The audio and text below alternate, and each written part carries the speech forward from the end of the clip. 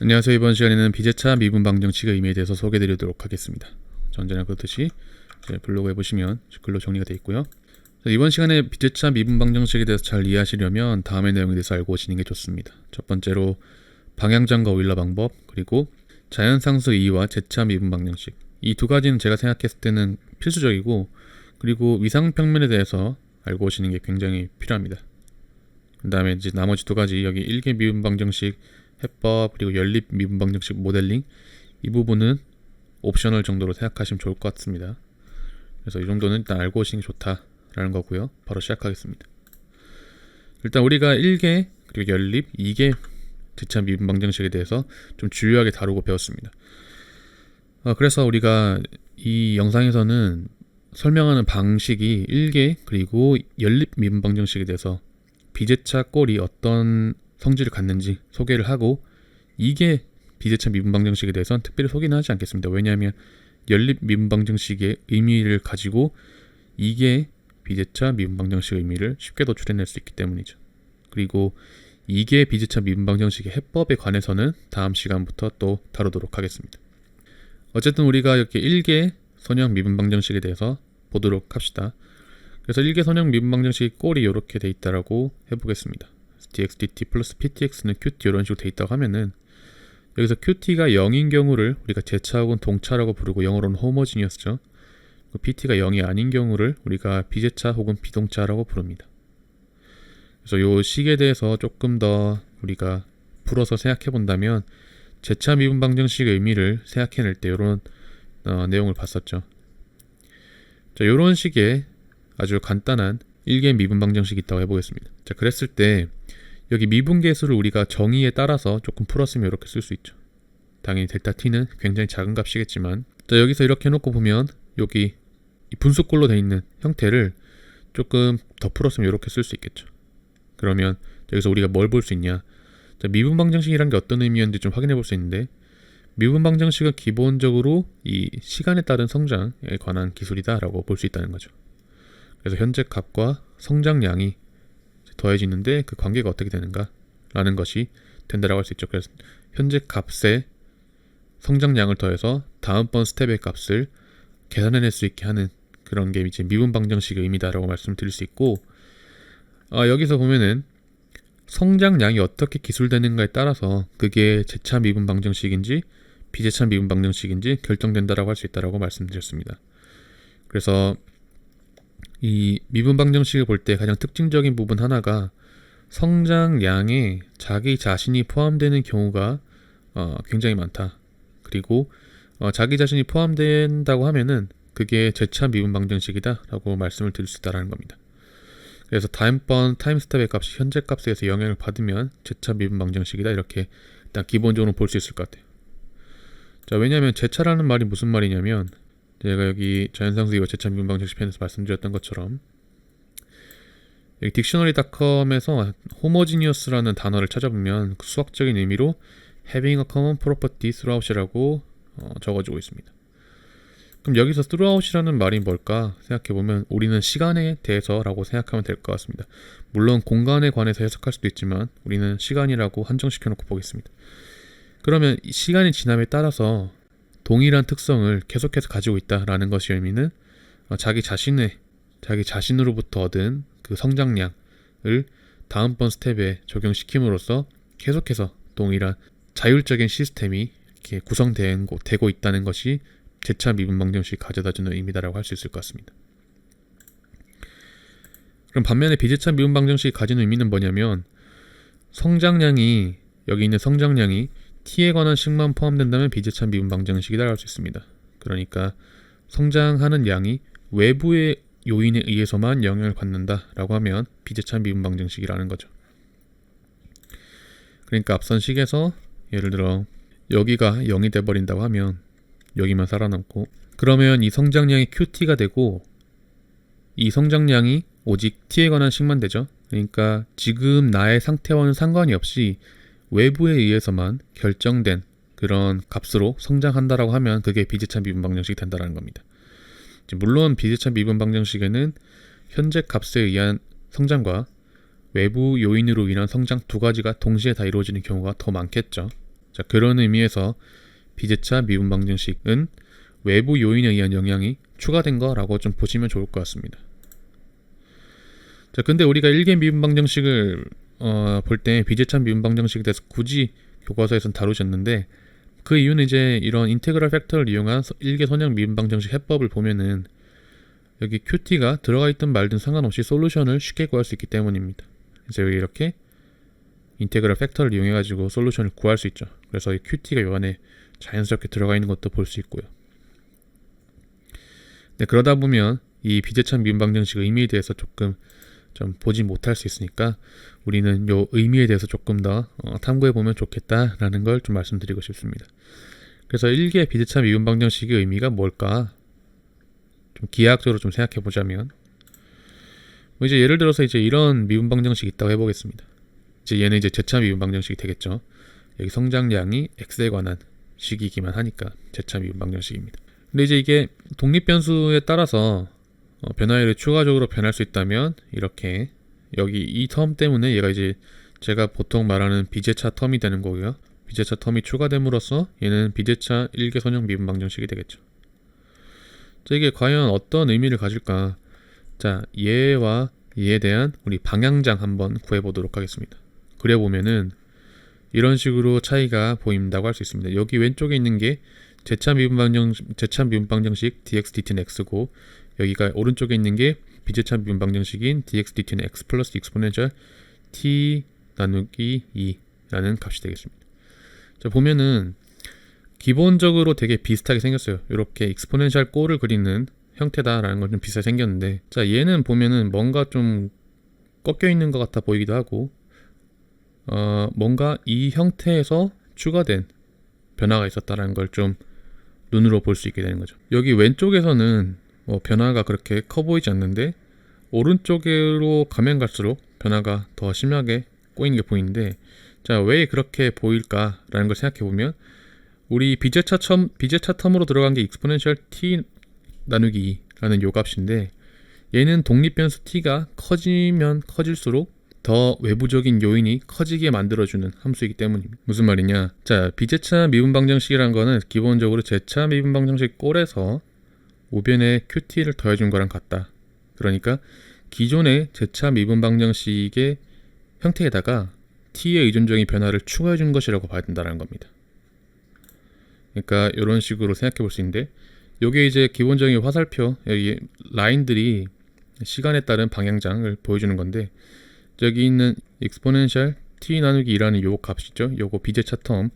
걔네들은 여기가 x축인데 여기가 마이너스 4, 마이너스 3, 마이너스 2, 마이너스 1, 뭐 0에서 1 사이 이런 t 값을 갖는 구간별로 기울기를 다르게 조정해주는 그런 효과를 가져다 준다는 거죠. 그래서 여기서는 기울기를 0.1만큼 더해주고 기울기 0.2만큼, 오른쪽 가면 갈수록 기울기를 더 크게 더해주니까 여기 있던 기울기는 그만큼 더 커지게 된 거죠. 여기 있는 기울기는 원래까지 크게 바뀌지 않지만. 자, 그러니까 자, 정리를 하고 넘어가면은 비제차 미분 방정식의 방향장이라는 거는 독립변수에, 여기는 시간이죠. 시간의 구간별로 비제차 항만큼을 기울게 더해준 거다라고 일단 기하학적인 의미를 보면 좋을 것 같습니다. 무슨 말인지 이해되시죠?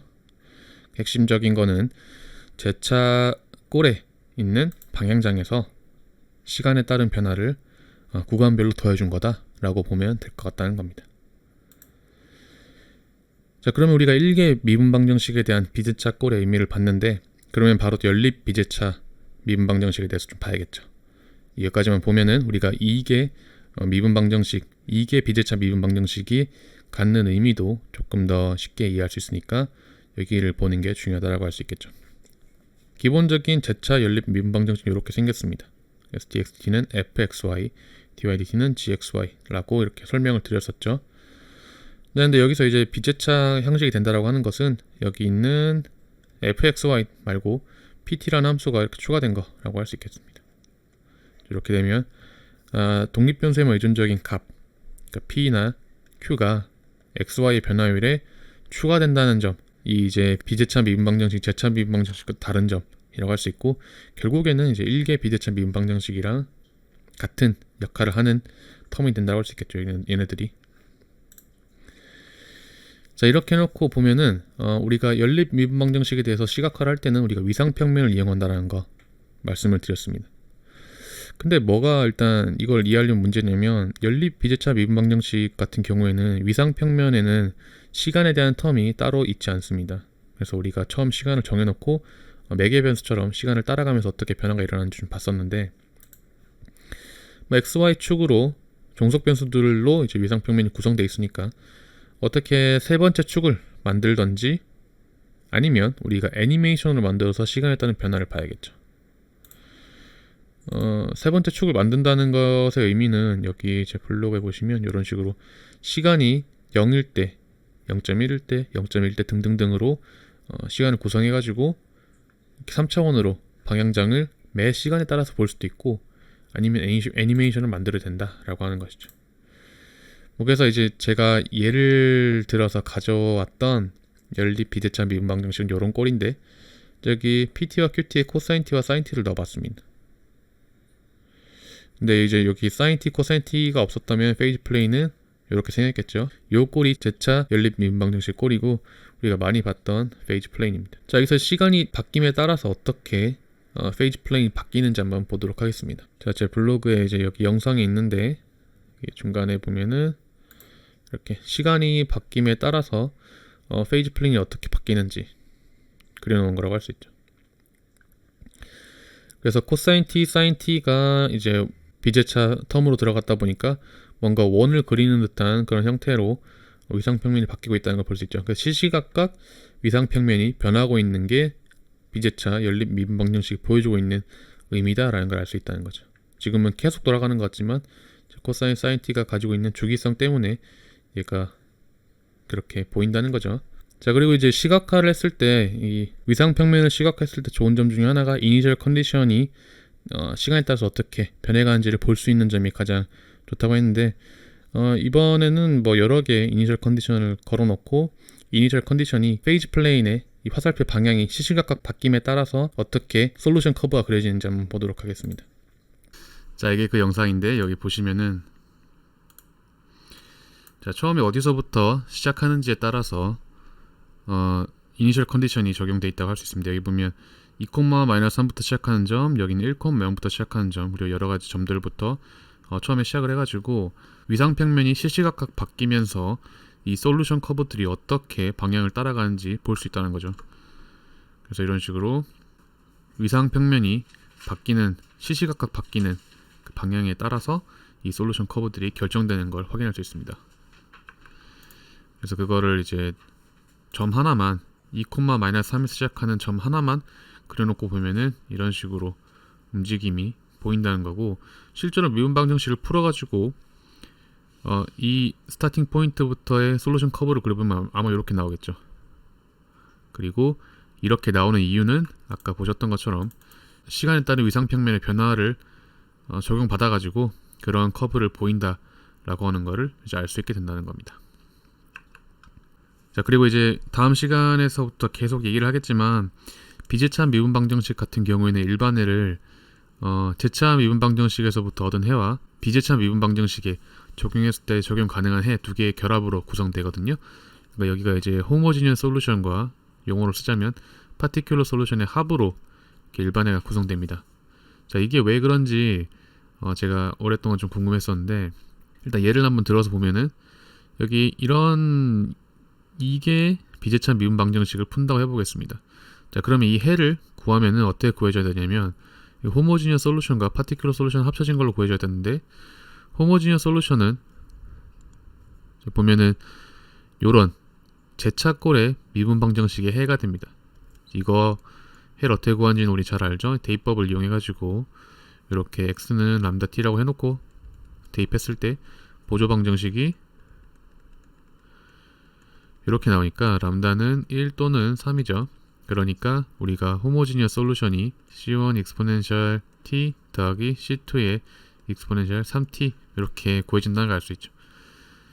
그런 다음에 자, 여기 있는 파티큘러 솔루션은 어떻게 구해진 거냐, 뭐 방법은 나중에 설명드리겠지만 어떤 의미를 갖고 있는 거냐면, 이거 원래 비제차 미분방정식에 넣으면 성립합니다. 여기가 t였던 경우죠. 그러니까 xp의 프라임은 3분의 1 xp의 더블 프라임은 0이니까 여기 넣어보면은 0 빼기 4 곱하기 3분의 1 더하기 3 곱하기 3분의 t 더하기 9분의 4니까 자 이거를 보면은 얘는 t가 되죠. 그리고 얘는 9분의 4에 3 곱하면 3분의 4죠. 여기 3분의 4 빼주죠. 그러니까 결국은 이게 t가 됩니다. 앞에 보셨던 여기 비제차 미분 방정식의 해가 그대로 적용이 되는 그런 경우라고 할 수 있죠. 이렇게 하는 호모지니어스 솔루션과 파티큘러 솔루션의 합이 우리의 일반 해로 이렇게 나오게 되는데 그 이유는 우리 위상평면의 변화에서 봤던 것처럼 파티큘러 솔루션이라는 거는 그냥 독립변수의 의존적인 함수로부터만 얻어진 기울기의 변화량 얼마만큼 시간에 따라서 이만큼 기울기를 변화시켜 줄 것인가에 대한 솔루션이 그려져 있는 거고 여기 호모지니어스 솔루션이 기본적으로 깔려있던 그 방향장 혹은 위상평면의 판 자, 요 모양이 결정되어 있는 게 호모지니어스 솔루션이 해준 일이라고 할 수 있죠. 자, 이거는 비단 2개 미분 방정식에만 적용되는 건 아니고 1개 미분 방정식도 마찬가지로 이런 호모지니어스 솔루션에다가 시간에 따른 변화량을 넣어준 거 그러니까 일반적인 해의 형태라고 할 수 있으니까 마찬가지 그런 개념으로 일반 해는 호모지니어스 솔루션과 파티큘러 솔루션의 합으로 생각돼야 된다 라고 하는 겁니다. 그래서 이번 시간에는 비제차 미분 방정식의 의미에 대해서 좀 알아봤고 다음 시간에는 여기 비제차 미분 방정식을 풀 때 얻었던 파티큘러 솔루션 있죠. 지금 여기선 어떻게 이 3분의 t 더하기 9분의 4가 나왔는지를 설명드리진 않았지만 이제 다음 시간에 이거 어떻게 구했는지 한번 알아보도록 하겠습니다. 자, 오늘은 여기까지 하도록 하겠습니다. 수고하셨습니다.